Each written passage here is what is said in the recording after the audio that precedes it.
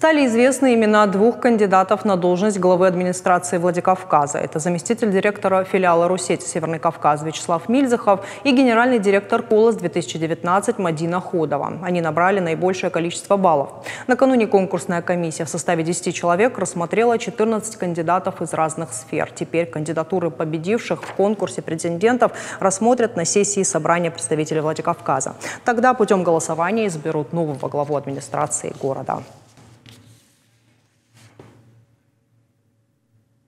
В Москве стартовал книжный фестиваль «Красная площадь». Мероприятие притягивает. Фестиваль продлится до 20 июня. Проходит он со строгим соблюдением рекомендаций Роспотребнадзора. Маски, социальная дистанция и заранее купленные онлайн-билеты.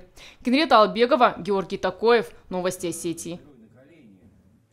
А вот фестиваль осетинских пирогов перенесли из-за роста числа заболевших коронавирусной инфекцией. Об этом сообщают организаторы фестиваля. Состоится он в октябре. Напомним, фестиваль осетинских пирогов планировали провести с 21 по 27 июня.